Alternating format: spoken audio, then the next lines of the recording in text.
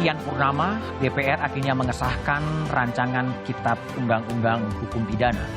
Meski gelombang penolakan terjadi di sejumlah tempat, pemerintah dan DPR memilih untuk tutup mata. Kita layak bangga karena sejak merdeka, akhirnya bangsa ini memiliki KUHP karya anak bangsa sendiri. Meski substansi KUHP produk kolonial masih diadopsi dan dianggap berpotensi merepresi kebebasan berekspresi dan disebut-sebut mengangkangi demokrasi.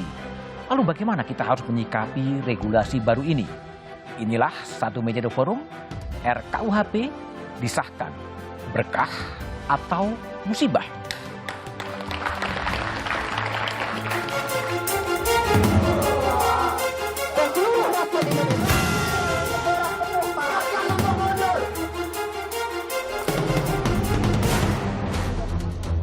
Saya wakil rakyat. Sudah kita terima. Catatannya sudah kita terima. 3 menit hak saya. Tapi disepakati. Jangan kamu jadi diktator di sini. Kami menanyakan kembali kepada seluruh peserta sidang, apakah rancangan undang-undang tentang Kitab Undang-Undang Hukum Pidana dapat disetujui untuk disahkan menjadi undang-undang? Terima kasih. Kita menolak pasal 240 RKUHP yang dalam isinya begini. Setiap orang yang menghina pemerintah, lembaga negara di muka umum dipidana 3 tahun. Kemudian pasal 218 yang mengatur pidana presiden. Setiap orang yang menghina presiden, wakil presiden diancam 3 tahun. Ini kan akan mematikan demokrasi.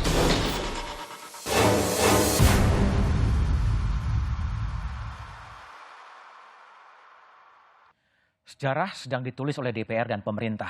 RKUHP disahkan menggantikan KUHP peninggalan kolonial. Kekuatan politik telah mengetokkan palu, menandai bangsa ini bergerak maju. Tapi RKUHP masih menyimpan sejumlah catatan bagi demokrasi. Lalu pengesahan RKUHP merupakan berkah atau musibah? Itulah yang akan saya bahas dengan sejumlah narasumber yang telah hadir di studio. Ada arsitek, saya sebut arsitek, Wakil Menteri Hukum dan HAM, Profesor Edward Omar Syarif Hidayat. Malam. Malam. Edi disebut. Nanti juga akan tergabung bersama saya, anggota Komisi 3 DPR Taufik Basari, pakar hukum tata negara Bivitri Susanti, dan Direktur Eksekutif Amnesty International Usman Hamid. Saya ke Prof. Edi. Prof. Edi, sebelum mulai tayangan, kita coba lihat terlebih dulu ya. Ini sebetulnya RKUHP ini disahkan itu musibah atau berkah sih menurut Anda? Jelas merupakan berkah. Kenapa berkah?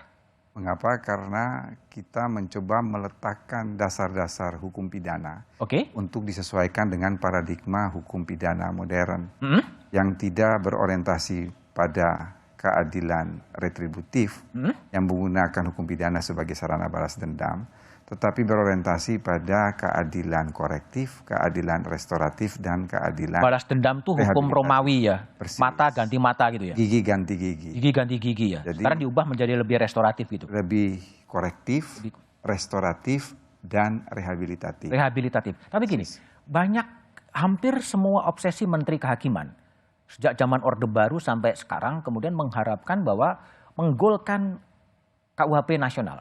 Tapi baru sekarang berhasil. Apa kiatnya sebetulnya? Saya kira ini tidak terlepas dari kerja keras tim pemerintah dan teman-teman DPR. Saya meralat, saya bukan arsitek dari RKUHP. Bukan arsitek, tapi orang yang berada di depan gitu. Hanya melanjutkan apa yang sudah dirumuskan oleh para pendahulu guru-guru besar kami. Ada Profesor Umar Senwaji, Profesor Sudarto, Profesor Saetapi, Profesor Muladi, Profesor Nyoman, Profesor Robi Lukman, Profesor Boy Marjono, dan kami ini hanya meneruskan.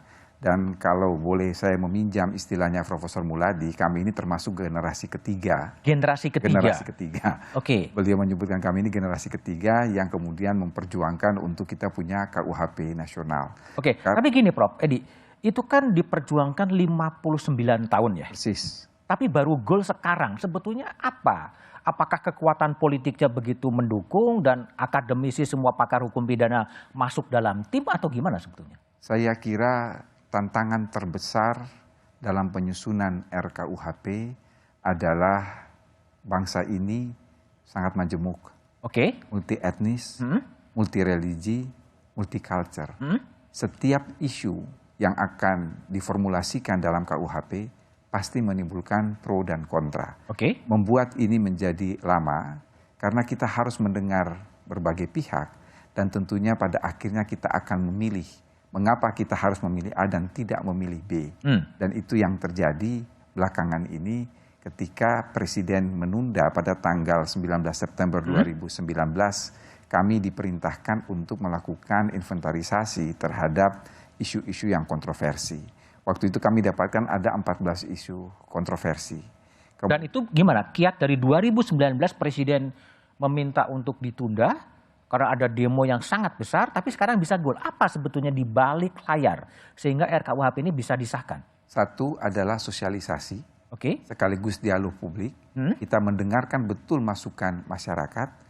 Dan yang kedua, di tengah-tengah berbagai pendapat yang berbeda secara diametral, kami pemerintah dan DPR mencoba mencari titik kompromi yang maksimal sehingga itu bisa diterima oleh kedua belah pihak dan kami bisa menjelaskan itu kepada publik mengapa kami memilih formula seperti itu di dalam KUHP. Dalam aksi massa 2019 demonya begitu masif, tapi sekarang 2022 ada demo tapi tidak terlalu masif. Apa yang terjadi? Masyarakat lelah? Saya kira tidak. Artinya kita tidak bisa lepas dari konteks 2019. RKUHP waktu itu ditunda karena demonstrasinya itu merujuk kepada 3 RUU waktu itu. RUU KPK, RUU Pemasyarakatan, KUHP, dan RUU Pemasyarakatan. RUU KUHP kemudian lolos. RUU KPK lolos. Yang 2 di hold, yaitu RUU KUHP dan pemasyarakatan. Tetapi ya seperti kita semua orang Indonesia, kita ambil saja hikmahnya. Dan ini adalah blessing in disguise. Artinya, blessing in disguise. Ya, ketika Presiden menunda pengesahan KUHP pada 2019 dan ketika kita mengkaji ulang, ternyata memang banyak yang harus disempurnakan. Jadi selama 2019 dan pada saat awal-awal COVID 2020, kami terus melakukan kajian, memperbaiki, hasil perbaikan itu kita sosialisasi di 12 kota pada tahun 2021, kita berubah lagi draftnya, draft itu masuk kembali ke DPR pada tanggal 6 Juli 2022.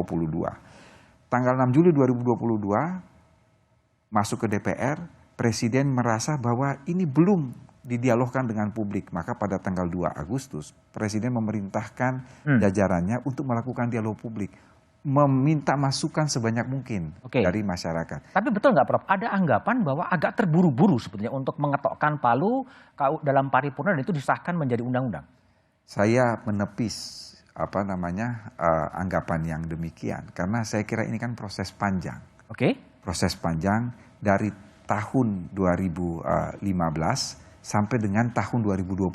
Artinya dia memakan waktu 7 tahun. Itu kalau kita melihat dari kepemimpinan Presiden Joko Widodo. Tapi kalau kita tarik ke belakang, ya sudah 59 tahun. Bahkan 59 tahun. Draft itu selalu berubah. Kalau saya tidak salah, draft itu lebih dari 30 draft. Sampai 30 draft. Sehingga orang bingung yang mau diacu yang mana sebenarnya. Mengapa begitu banyak draft? Ini menandakan bahwa pembahasan itu sangat dinamis. Itu menandakan bahwa pemerintah dan DPR tidak buta dan tidak tuli mendengar masukan dari masyarakat. Senantiasa mengalami perubahan. Meskipun masih ada kritik dari publik. Saya kira itu hal yang wajar. Karena tidak mungkin KUHP itu akan memuaskan semua pihak. Karena itu tadi Mas Budiman, terjadi perbedaan pendapat secara diametral. Dan pemerintah dan DPR harus memutus mana yang dia pilih. Dan dia menjelaskan mengapa dia memilih itu. Itu yang sudah kami lakukan pada saat pembahasan pada tanggal 24 November, hari Kamis 2 minggu yang lalu.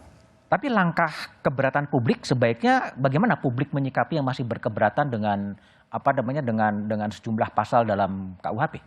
Saya kira tugas terberat pembentuk undang-undang dalam hal ini adalah pemerintah dan DPR untuk terus menjelaskan di masa transisi selama 3 tahun. Terutama justru bukan kepada masyarakat, terutama kepada aparat penegak hukum.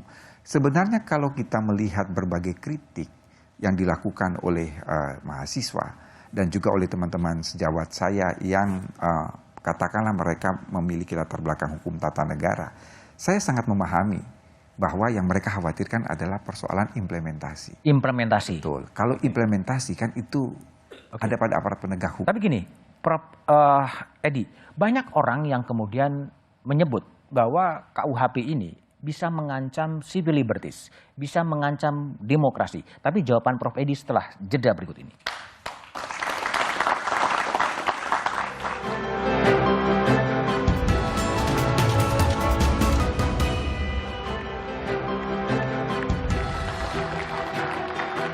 Saya masih bersama dengan Wakil Menteri Hukum dan HAM, Profesor Edward Umar Syarif Hidayat. Sebelum selanjutnya diskusi, kita coba lihat tayangan berikut ini.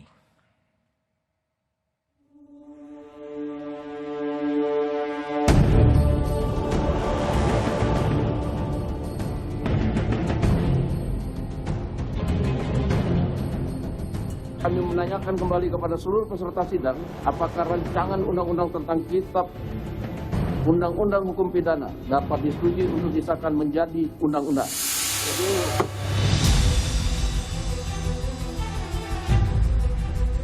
Perjalanan puluhan tahun RKUHP telah berakhir, DPR dan pemerintah resmi mengesahkan di tengah pro dan kontra yang masih bergulir.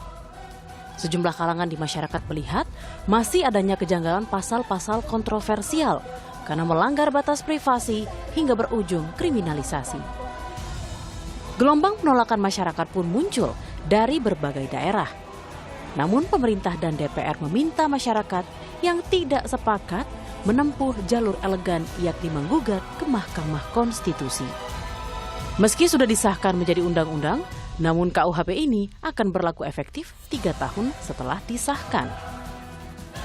Semua masukan masyarakat kami terima dengan baik. Tentunya pada saatnya kita harus mengambil keputusan dalam suatu rapat paripurna untuk melahirkan. Tadi saya katakan ternyata tidak mudah melepaskan diri dari warisan kolonial. Saya kira kita tidak mau lagi terjadi menggunakan produk-produk kolonial. Terlalu lama. Seolah-olah anak-anak bangsa ini tidak mampu melahirkan sesuatu. Kini, Indonesia memiliki undang-undang KUHP baru. Delik hukum pidana terbaru ini akan menggantikan KUHP sebelumnya yang merupakan warisan kolonialisme Belanda di Indonesia. Lantas, akankah KUHP baru ini adalah berkah atau justru membawa musibah? Oke, Prof. Edi, banyak orang atau sejumlah orang menganggap bahwa RKUHP ini kemunduran bagi kebebasan sipil, kebebasan berpendapat. Pandangan Anda? Saya kira itu hanya persoalan ketidakpahaman. Mengapa demikian? Salah satu misi dari KUHP yang kita dengungkan itu adalah demokratisasi. Kita menjunjung tinggi betul kebebasan berdemokrasi, kebebasan berekspresi, kebebasan mengeluarkan pendapat. Karena itu dijamin oleh konstitusi. Tetapi harap diingat, konstitusi kita tidak menjamin kebebasan menghina. Kebebasan menghina? Ya, Oke. tidak ada. Karena apa? Karena penghinaan adalah perbuatan pidana. Oke. Dalam, Mas Budiman bisa bayangkan, dalam draft awal itu ada 4 jenis penghinaan. Menyerang harkat dan martabat presiden, penghinaan terhadap pemerintah, penghinaan terhadap kekuasaan umum, penghinaan terhadap pejabat negara. Yang 2 belakangan kita pangkas. Kita pangkas. Ya, tidak ada lagi penghinaan terhadap pejabat negara, tidak ada lagi penghinaan terhadap kekuasaan umum. Oke. Yang ada hanya penyerangan harkat dan martabat presiden ditambah dengan penghinaan terhadap pemerintah dan lembaga negara.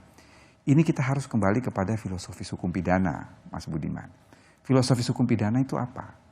Fungsi melindungi. Yang dilindungi apa?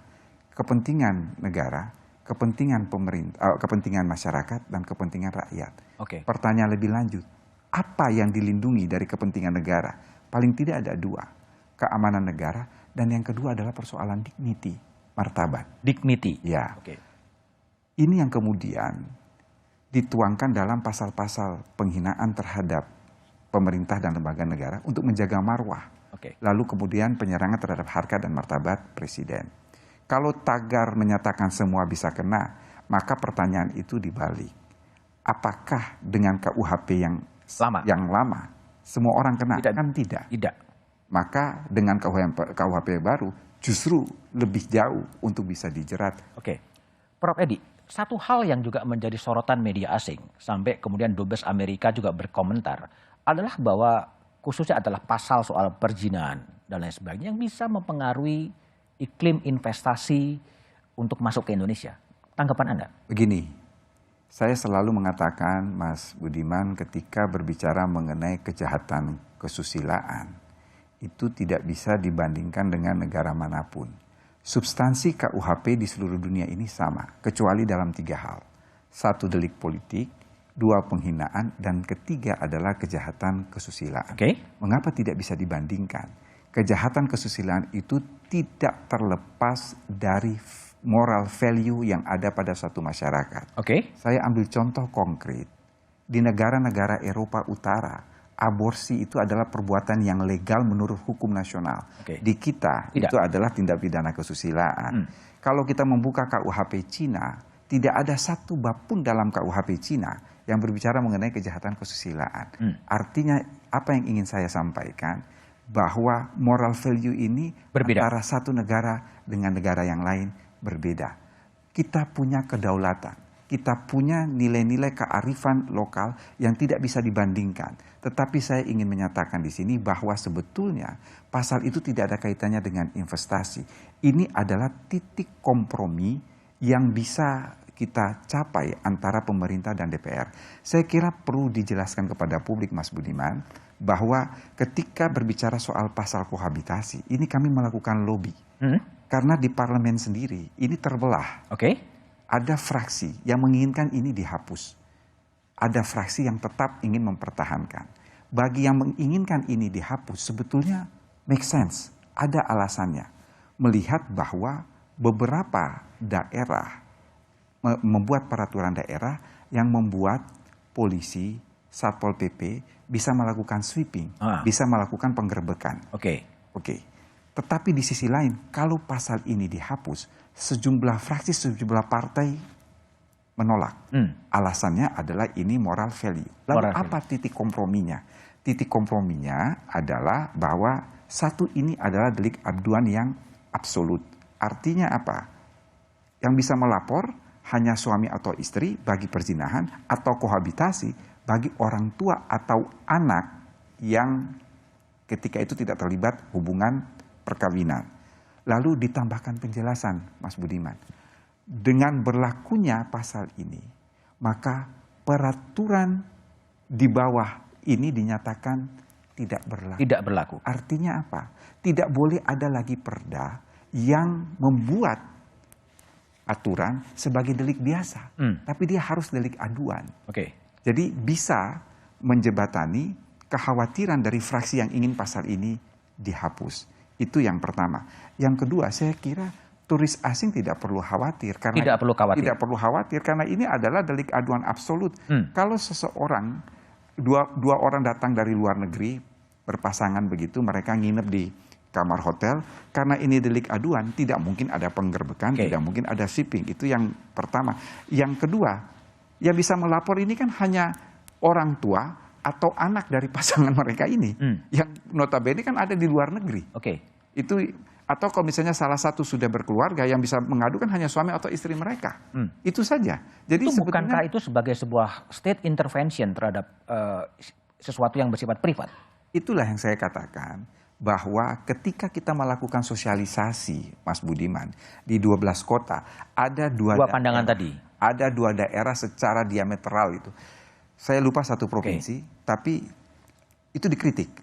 Pemerintah dikritik karena mengapa harus mengatur pasal yang masuk pada ranah privat. Tapi ketika kita ke Sumatera Barat, pemerintah dihujat. Tidak tegas. Kenapa ini delik aduan? Ini kan melanggar moral agama.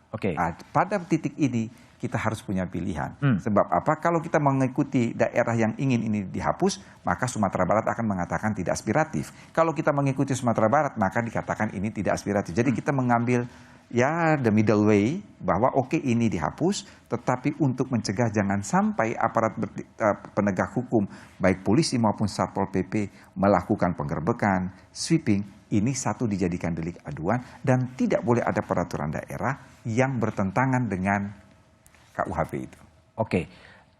Ini kan banyak pro kontra di masyarakat. Masih terlepas apakah belum paham atau tidak mau paham atau masa bodoh.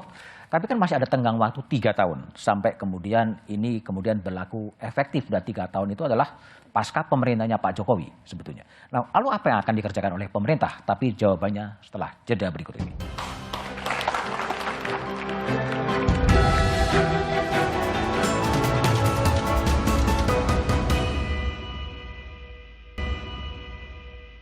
Saya sendiri sangat apresiasi ya, karena DPR dan pemerintah berupaya semaksimal mungkin. Karena KUHP kemarin adalah produk dari Belanda, dan sekarang sudah ada produk dari Indonesia sendiri. Terlepas dari banyaknya pro kontra itu ya, menurut saya kita harus bangga dengan produk anak bangsa ini. Bagi kami ini adalah berita duka yang mematikan demokrasi dan kemudian juga mematikan ruang gerak perempuan. Ya, saya melihat bahwa sikap pemerintah dan DPR sejauh ini tidak berpihak pada masyarakat karena dianggap mencederai hati masyarakat, yang khususnya beberapa elemen masyarakat ya. Reformasi ini kan sebenarnya untuk membuat aturan ini menjadi aturan yang tidak kolonial lagi. Tapi pada faktanya di RKUHP ini masih banyak pasal-pasal bermasalah yang sebenarnya jauh lebih kolonial lagi. Baiknya kita positive thinking dulu ya dengan pemerintah, dengan DPR yang telah mengesahkan RKUHP menjadi KUHP hari ini dalam rapat paripurna di DPR. Karena tentunya jika ada yang dirasa kurang baik, ada jalur begitu yang bisa ditempuh oleh masyarakat yang merasa ini kurang tepat.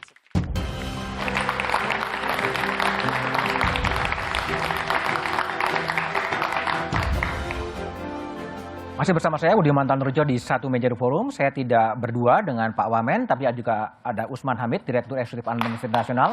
Malam Usman. Ada Bivitri Susanti, pakar hukum tata negara. Malam Bibit. Dan ada Taufik Basari, salah seorang yang ikut mengarsiteki atau membahas RKUHP dari Komisi 3 DPR. Dan masih dengan Pak Wamen, Prof. Edi. Prof. Edi, 3 tahun waktu tersedia, tapi kan masih banyak kritik-kritik masyarakat. Apa yang mau dikerjain oleh pemerintah? Yang paling pertama dan utama adalah melakukan sosialisasi dalam rangka memberi pemahaman kepada aparat penegak hukum terkait penegak hukum ya? Penegak hukum. Mengapa harus penegak hukum? Karena yang kita khawatirkan ini jangan sampai dalam implementasi menimbulkan banyak penafsiran. Oleh karena itu sebagai pembentuk undang-undang kami harus menjelaskan pasal per pasal itu kepada aparat penegak hukum supaya ada kesamaan standar, parameter, dan frekuensi dalam menerjemahkan setiap pasal yang ada di dalam KUHP yang baru disahkan. Oke, baik. Usman, saya ingin tanya, ini pilihannya adalah berkah atau musibah dengan disahkannya KUHP menurut Anda? Saya datang ke sini dapat berkah. Berkah. Tapi pas Pak Wamen dikasih 2 segmen sendirian itu mudarat buat saya. Mudarat. Kurang waktu ya. Oke, jelasin. Dapat musibah malah saya. Musibah, okay. Hanya bisa berempat begini gitu. Oke. Tapi saya kira ini problemnya kan apakah KUHP yang baru masih mengandung pasal-pasal kolonial. Masih. Yang dianggap sudah dihapuskan oleh pemerintah. Oke. Nah menurut saya masih. Masih. Sebagai contoh pasal penghinaan presiden. Kalau kita bandingkan dengan pasal tentang penghinaan kepada Ratu Belanda misalnya di masa itu. Masih sama, mirip. Oke. Bahkan sekarang Belanda sudah tidak punya itu misalnya gitu. Dan banyak negara-negara Eropa misalnya sudah menghapuskan hukuman mati. Indonesia merasa hukuman mati sudah kita ganti dengan hukuman alternatif. Tapi di Eropa, di Belanda sendiri udah tidak ada. Bahkan dijadikan bagian dari syarat untuk mutual legal assistance, perjanjian hukum timbal balik, bantuan hukum timbal balik. Yang ketiga pasal makar misalnya. Pasal makar sering digunakan untuk mengkriminalisasi atau memenjarakan orang-orang hanya karena alasan-alasan politik gitu. Di Papua banyak sekali, di Maluku banyak sekali. Menjelang Pilpres kemarin, Bu Rahmawati dan beberapa tokoh oposisi politik juga terkena pasal makar. Jadi kalau dikatakan sudah bersih dari pasal-pasal kolonial, enggak juga. Saya ragu. Gitu. Ragu. Masih diadopsi juga pasal kolonial? Masih diadopsi juga gitu. Oke. Jadi ya separuh kolonial. Separuh kolonial. Mau nasional tapi mengadopsi kolonial. Berarti separuh musibah, separuh berkah. Bib gimana? Lihat. Iya, saya juga melihatnya ini masih sangat setengah hati. Setengah hati? Setengah hati apa sekali. Poin jadi paling terberatnya? Gagal berangkat dari keinginan untuk menjadi hukum yang betul-betul lepas dari kolonialisme. Misalnya, adanya, tadi penghinaan presiden sudah disebutkan ya, tapi misalnya saja ada pasal-pasal mengenai living law misalnya. Living law, oke. Ya, itu yang saya kira itu sangat berat nantinya karena akan ada perbedaan-perbedaan perlakuan di tempat-tempat yang berbeda. Itu kemudian kita juga bisa berbicara soal demonstrasi tanpa pemberitahuan, yang sebenarnya setelah adanya undang-undang tentang menyatakan pendapat di muka umum, itu ada pasal lama tuh di 510 dan 511 di KUHP yang sekarang berlaku, yang peninggalan kolonial, yang senyatanya sudah tidak berlaku lagi, sekarang jadi berlaku lagi dengan adanya pasal yang di RKUHP ini mengenai unjuk rasa yang tanpa pemberitahuan dan kemudian menimbulkan kerusuhan. Nah, itu misalnya jadinya berlaku lagi malah yang tadinya sejak 99 sudah pada kenyataannya tidak lagi diberlakukan. Artinya kan kita sebenarnya balik lagi. Dan kemudian jangan lupa ada juga pasal-pasal penodaan agama misalnya yang masih tersisa. Dan tentang pers, Mas Budiman sangat berkepentingan. Pasal mengenai, jadi delik pers yang mengenai penyebaran berita bohong itu juga masih ada misalnya. Nah, itu antara lain pasal-pasal yang saya karena sudah sering diskusi dengan Prof. Edi, saya tahu pasti Prof. Edi akan menjelaskan bahwa itu delik aduan, ada teknikalitis di sini, di sana. Tapi saya ingin bilang bahwa dalam melihat RKUHP ini kita harus mempertimbangkan paradigmanya. Kita harus punya helikopter view. Kita bisa bilang bahwa ini hanya bisa diadukan oleh keluarga, misalnya tadi ya soal kohabitasi, tadi saya mendengar segmen sebelumnya. Tapi kita harus pertanyakan lebih lanjut, mengapa pasal-pasal itu tetap ada, dipertahankan. Kalau memang tidak mau digunakan sehingga dimoderasi sedemikian rupa, kalau begitu kenapa tidak dicabut saja, supaya paradigmanya betul-betul lepas dari kolonialisme. Saya minta sebelum Pak Amen, Tobas dulu lah, Tobas kan ikut merancang. Tadi soal pers ya, disebut yang menyebarkan berita bohong, yang dilebih-lebihkan, yang patut diduga bohong, dan menimbulkan kerusuhan, bisa dipidana. Itu logiknya di mana sih? Ya, jelas ketika kemudian ada penyebaran berita bohong yang kemudian berakibat pada kerusuhan, menurut saya harus ada pertanggungjawaban pidananya. Siapa? Ya siapapun yang melakukannya. Pemretnya? Bukan, ini pelakunya. Ini kan umum nih. Nah, kalau dalam konteks pers? Dalam konteks pers, itu kan kita ada lex spesialis, ada undang-undang pers. Yang memang diakui juga dalam KUHP baru kita ini, yang nanti akan ikut dengan mekanisme dan prosedur yang ada di undang-undang pers. Jadi sebenarnya tidak perlu khawatir, karena toh juga seperti yang sekarang ada, harus melalui mekanisme itu. Jadi pers bisa dibebaskan dari tuduhan pidana kalau dia membuat berita bohong dan berita dilebih-lebihkan gitu? Bukan. Ketika ada proses laporan dan diproses secara hukum, maka dia harus mengikuti mekanisme yang ada di undang-undang pers. Seperti yang saat ini ada. Jadi sebenarnya tidak sama saja, tidak ada suatu hal yang baru terkait dengan hal itu. Artinya kekhawatiran itu berlebihan gitu? Ya saya melihat, kalau kita melihatnya secara utuh, ya bahwa ada RKUHP, ada KUHP yang baru, kemudian ada undang-undang pers, ada lex spesialis dan sebagainya, itu bisa kita lihat secara komprehensif. Ya, jadi tidak sepotong-sepotong. Tapi nawa itu, pasal itu dibuat untuk apa?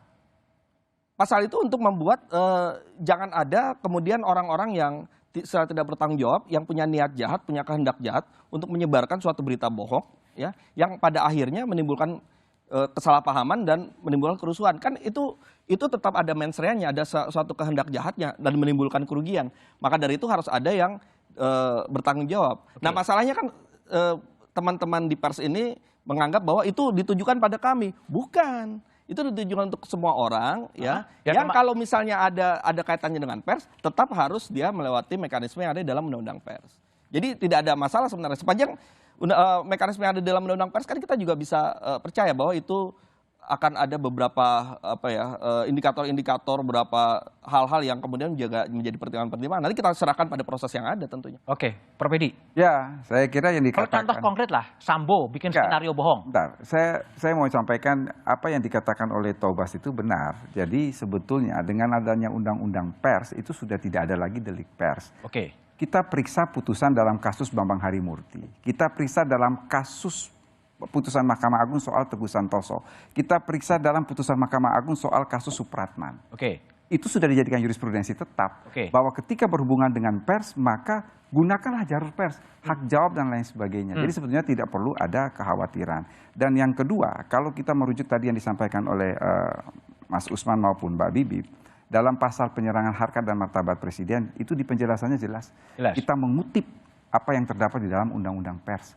Bahwa kritik terhadap suatu negara demokrasi sangat dipentingkan sebagai suatu bentuk kontrol sosial. Dan wujud kritik itu adalah unjuk rasa. Kalau kritik yang diwujudkan dalam unjuk rasa itu tidak dapat dipidana. Itu jelas. Jadi yang ini ada perbedaan prinsip. Kalau ya benar juga kalau misalnya dikatakan Mas Usman, ya ini kayaknya separuh begitu. Separuh. Karena sebetulnya ada alasan penghapus pertanggungjawaban pidana di dalam pasal penyerangan harkat dan martabat presiden itu. Apa alasan penghapus pertanggungjawaban pidana? Yaitu bila diungkapkan untuk kepentingan umum. Kepentingan umum itu dijelaskan. Yang dimaksudkan dengan kepentingan umum itu adalah kritik yang dilakukan terhadap kebijakan presiden atau wakil presiden. Baik. Kembali ke Usman. Problematika adalah pada tekstual undang-undangnya atau pada implementasinya sih sebetulnya? Kedua-duanya. Dua-duanya bermasalah? Ya, saya ambil contoh dalam soal pers ya.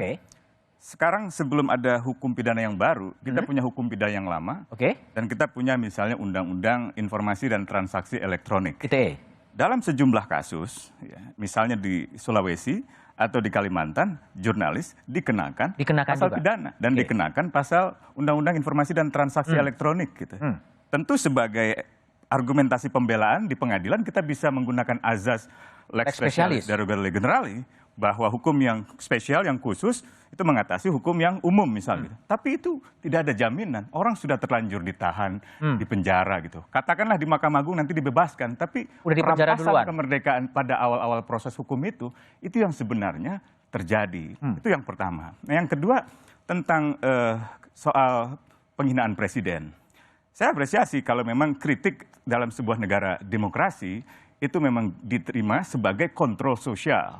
Nah, persoalannya adalah kalau itu dimaksudkan dengan unjuk rasa dan dibenarkan, ada pasal lain. Kalau unjuk rasanya tidak diberitahukan dan tidak mendapatkan izin, dipidana. Gitu. Jadi ini saya kira yang saya maksud dengan separuh berkah, separuh mudarah, separuh kolonial, dan separuh... Bib, gimana? Ya, tadi penjelasan pers tadi kan unjuk rasa dan lain sebagainya bebas silakan sebagai kritik sosial. Ya, masalahnya adalah kita juga harus melihat tadi ya, balik ke pertanyaan apakah ini implementasinya saja atau normanya. Kita harus ingat bahwa penegak hukum itu menjalankan hukum tentu saja berdasarkan norma yang ada. Nah, masalahnya dalam RKUHP ini cukup banyak norma yang sebenarnya begitu banyak interpretasinya. Tadi saya lupa menyebutkan satu yang penting sekali, menyebarkan ideologi yang tidak sesuai dengan Pancasila. Ya, Marxis-Leninisme lah, kita bisa berdebat tersendiri. Tapi bahkan tidak sesuai dengan Pancasila. Itu siapa yang akan menafsirkan? Siapa yang menafsirkan? Nah, jadi ini jadi persoalan nantinya, dan balik lagi kita juga tidak bisa menggantungkan suatu harapan-harapan bukan pada sistem tapi pada orang. Misalnya begini, ketika misalnya mendiskusikan soal penghinaan terhadap presiden itu kan delik aduan, jadi tergantung presidennya. Artinya kita menggantungkan diri pada orang-orang, aduh nanti kita dapat presiden setelah 2024 seperti apa ya, apakah akan menggunakan pasal ini atau tidak. Itu yang seharusnya tidak boleh dalam sebuah sistem hukum, harusnya kita kuatkan di norma-normanya, jangan sampai ada interpretasi yang berlebih-lebihan atau begitu longgar, dan juga jangan menggantungkannya semata-mata pada penegak hukum yang bisa sangat berbeda-beda cara menerapkannya. Kalau Bu Fitri lihat, proses ini terlalu cepat, terlalu lambat, tergesa-gesa atau gimana? Ya, ini relatif nih, karena kita semua tahu, Prof. Edi juga tadi saya kira sudah menjelaskan, ini dari saya kuliah dulu, ini sudah di drafting. Jadi memang pembuatnya itu para guru besar lah gitu ya. Tapi begini, dia itu kan ditaruh di atas meja, RKUHP ini ditaruh di atas meja 2015. Jadi sebenarnya tidak terlalu lama begitu mulai dibahas oleh DPR yang sekarang. Dan kemudian sempat terhenti 2019. Nah, sesungguhnya beberapa bulan yang lalu kami punya harapan bahwa akan ada proses partisipasi, apalagi sudah diberi pagar kan. Itu kurang juga. Partisipasi bermakna. Tapi ternyata tidak terjadi. Yang terjadi adalah sosialisasi. Jadi dalam arti begini, kalau sosialisasi itu kan satu arah, ada yang menjelaskan, Prof. Edi sangat baik tentu saja menjelaskan, kita semua bisa manggut-manggut. Tapi kan namanya partisipasi itu harusnya Prof. Edi mendengar, mempertimbangkan, Dan kalau ada yang ia tidak setujui, ia akan bilang, oh maaf, saya tidak bisa terima masukan Anda karena ini. Nah, proses itu yang tidak ada. Jadi saya kira tetap pada akhirnya ini cukup terburu-buru. Bagian belakangnya tinggal 18 pasal yang sebenarnya masih bisa saja kita perdebatkan. Tapi karena prosesnya tidak lengkap, maka akhirnya terjadilah yang setengah-setengah ini. Setengah-setengah, Prof. Edi. Jadi sosialisasi atau sebetulnya apa? Dialog publik. Dialog publik, tapi publik? Satu arah? Tidak. Enggak. Jadi Mbak Bibi saya mau menjelaskan, ini adalah Mas Tobas saksinya. Tanggal 9 November 2022, kami memasukkan yang tadinya dari 14 isu krusial menjadi 69. Dari tabel yang kita sajikan ke DPR, setiap isu itu ada keterangan. Keterangan itu masukan dari siapa? Ada, jelas.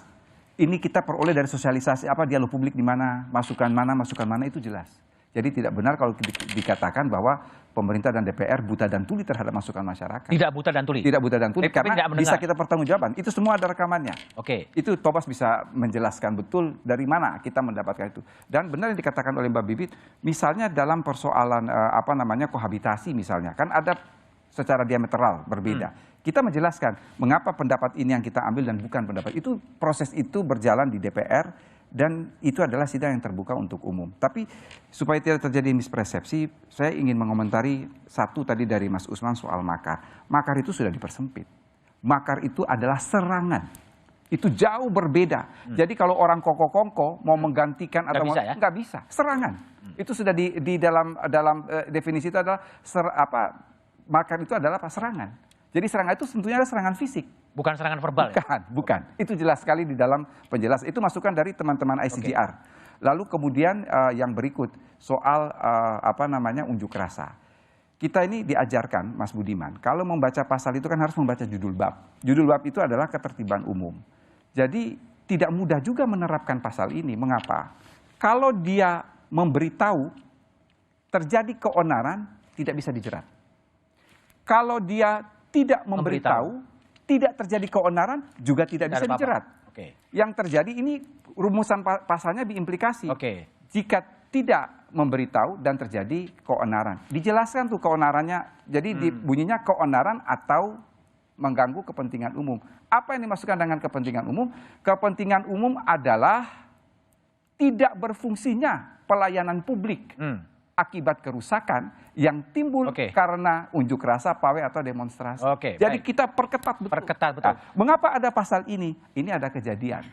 Kejadian ada mayat di Sumatera Barat itu yang kemudian dia bisa 12 jam karena terhalang demonstrasi. Lalu kemudian ada kejadian di Bekasi yang terpaksa ada kerabat yang kehilangan anggota keluarganya karena meninggal di mobil karena mobil ambulans itu terhambat oleh demonstrasi. Boleh komentar sebentar, Mas? Silakan. Dua hal. Pertama, soal makar itu ya. Tadi kan disebutkan serangan. Sebenarnya itu sudah lama diperdebatkan dan itulah teks asli dari pasal era kolonial. Anslag namanya itu. Serangan. Jadi apa yang tidak kolonial di situ? Itu satu ya. Yang kedua, soal demonstrasi dan keonaran. Itu sebenarnya harusnya dipisah. Demonstrasi adalah hak yang melekat secara konstitusional pada setiap warga, setiap masyarakat. Nggak boleh diasosiasikan dengan keonaran. Kalau keonaran, kegiatan apapun yang menciptakan keonaran bisa dipidana. Jadi persoalannya ketika itu dilekatkan dengan kegiatan demonstrasi yang sebenarnya merupakan hak konstitusional, akhirnya dianggap bertentangan dengan nilai-nilai demokrasi gitu loh. Itu yang saya kira mestinya pemerintah memisahkan antara demonstrasi sebagai hak konstitusional dengan soal keonaran. Keonaran bisa ditimbulkan dari apapun. Benar nggak teman-teman? Tapi gini, Tobas, ini kan problemnya gini. Ini kan masih banyak penolakan-penolakan yang terjadi di publik. Ya saya nggak tahu banyak itu menjadi relatif. Tapi apa yang harus dilakukan oleh orang-orang yang memang tidak setuju? Apa yang harus dikerjakan? Tapi jawabannya setelah jeda berikut ini.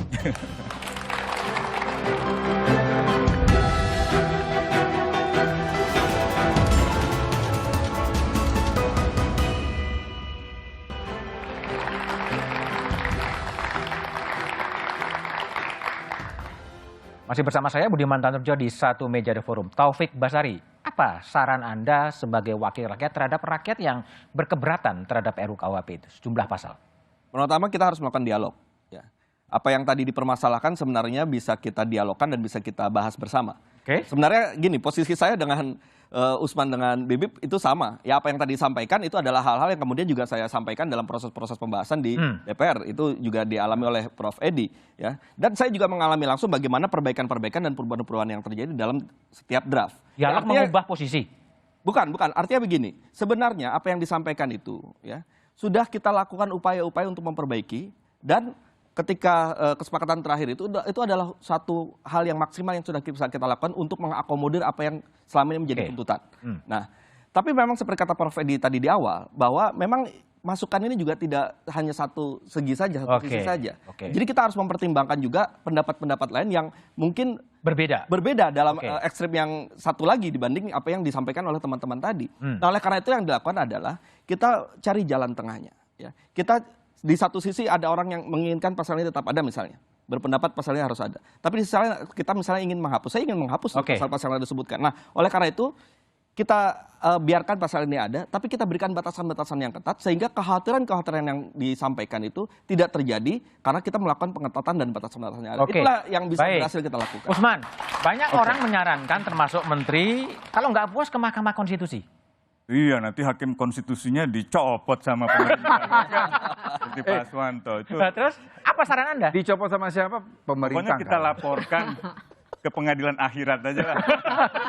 Jadi gini, ini saya memang lagi melepas stres nih setelah kena COVID ini. Tambah lebih stres lagi kena KUHP disahkan ini.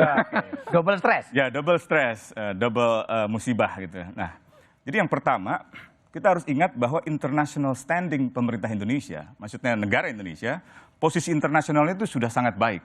Sangat dianggap sebagai negara demokrasi.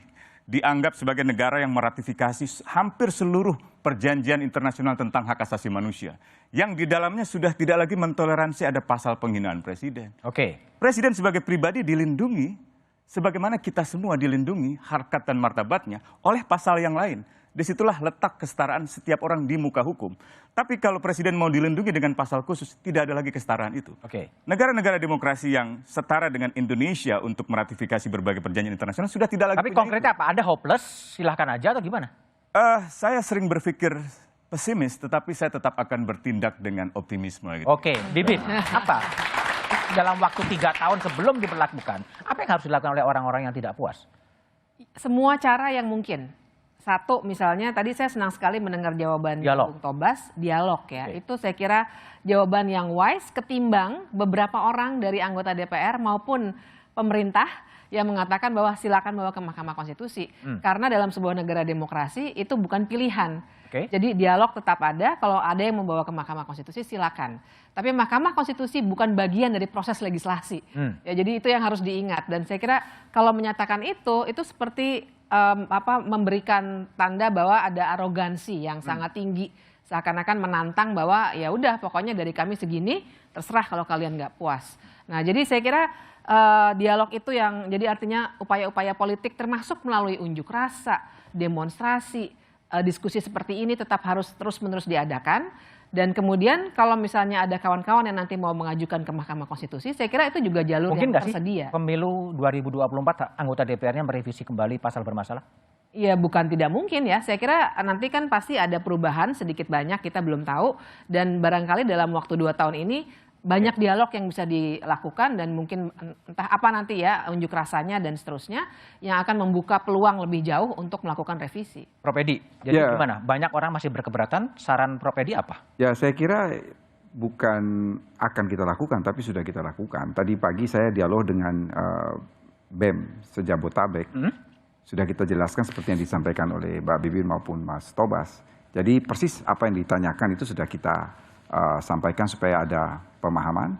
Tetapi betul kalau mereka mau menggunakan haknya menguji secara konstitusional itu juga kami meskipun takut diaswantokan tadi ya. Saya kira itu urusan lain ya. Urusan lain. Tapi saya ingin mengatakan begini ya.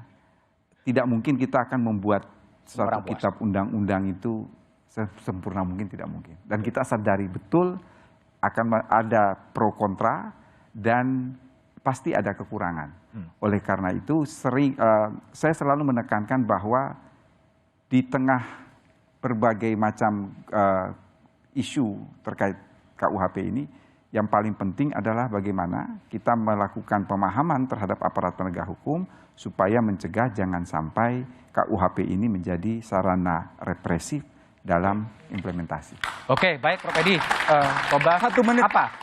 Ada satu hal yang terlupa dan sangat mendasar, yaitu pengaturan kembali tentang pasal retroaktivitas yang berpotensi untuk mencegah penanganan kasus pelanggaran HAM berat masa lalu untuk dibuka kembali. Dan soal makar yang dipidana dalam hukum ini sekarang sebenarnya bukan serangannya, bahkan persiapannya pun bisa dipidana. Jadi tetap saja ini sangat bermasalah dan menurut saya memang nggak mungkin kita membuat undang-undang yang sempurna. Yang tidak sempurna itu nilainya 8-9. Ini kira-kira 5,5. 5,5. Oke, Usman, Bipip, Prof. Edi, dan Tobas, terima kasih telah bergabung di Satu Meja The Forum. Rancangan KUHP baru saja disahkan DPR dan pemerintah. KUHP karya anak bangsa ini baru akan berlaku 3 tahun lagi. Masih ada waktu untuk terus mengkaji dan mengevaluasi pasal demi pasal dalam RKUHP.